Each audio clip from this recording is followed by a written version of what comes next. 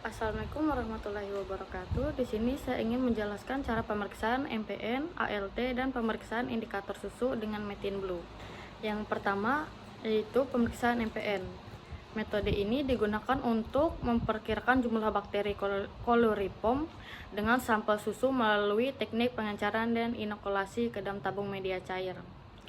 Langkah-langkahnya yaitu yang pertama, siapkan 3 pengencaran, misalnya 10 pangkat min 1, kedua 10 pangkat min 2, ketiga 10 pangkat min 3.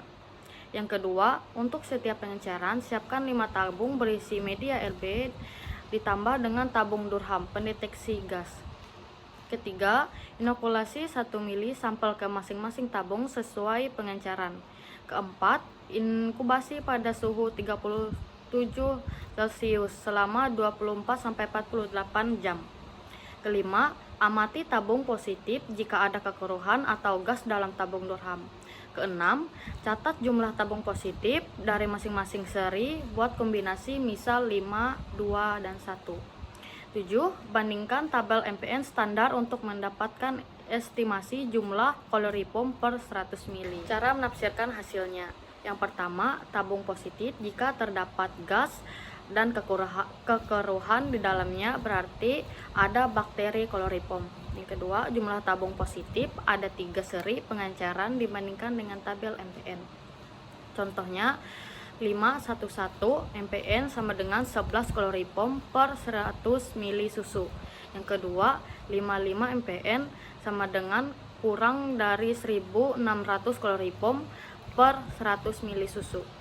Interpretasi hasil MPN rendah misalnya 3-5 Chloroform per 100 mili susu berarti susu relatif bersih dan sedikit kontaminasi.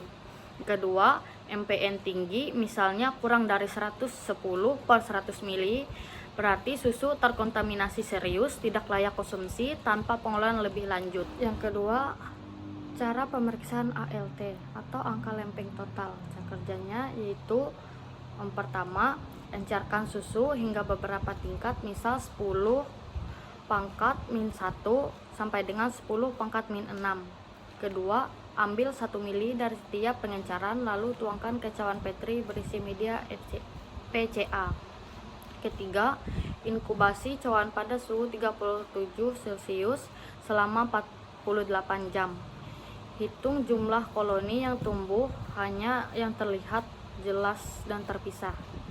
Yang kelima, pilih cawan dengan jumlah koloni antara 23 sampai 300. Cara menafsirkan hasilnya. Yang pertama, hanya koloni antara 25 sampai dengan 300 yang dihitung. Karena kurang dari 25 berarti koloninya tidak cukup representatif. Yang kedua, 300 berarti terlalu padat, bisa jadi overlap, tidak akurat.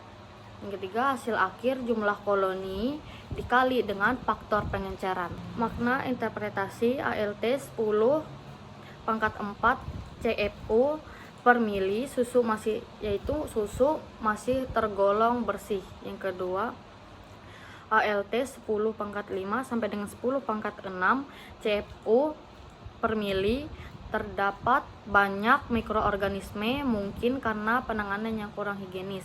Ketiga, ALT 10 pangkat 7 CFU per mili susu sangat tercemar, tidak segar dan kemungkinan berbahaya jika dikonsumsi langsung.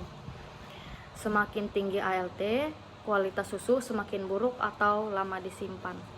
Baik, yang terakhir yaitu cara pemeriksaan indikator susu dengan menggunakan metin blue. Cara kerjanya, yang pertama, siapkan 10 mili susu dalam tabung reaksi steril. Yang kedua, tambahkan 1 mili larutan metin blue 0,005%. Ketiga, kocok perlahan agar homogen. Yang keempat, inkubasi pada suhu 30 derajat Celcius dalam gelap. Yang kelima, amati perubahan warna.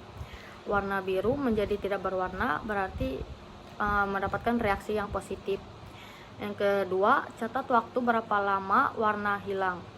Waktu reduksinya jika kurang lebih dari 6 jam, maka aktivitas mikrobanya masih rendah dan kualitas susunya masih segar dan cocok untuk dikonsumsi secara langsung. Jika waktu reduksinya 2-6 jam, aktivitas mikrobanya masih tergolong sedang, atau kualitas susunya hanya sedikit ada pertumbuhan mikroba, sebaiknya segera digunakan.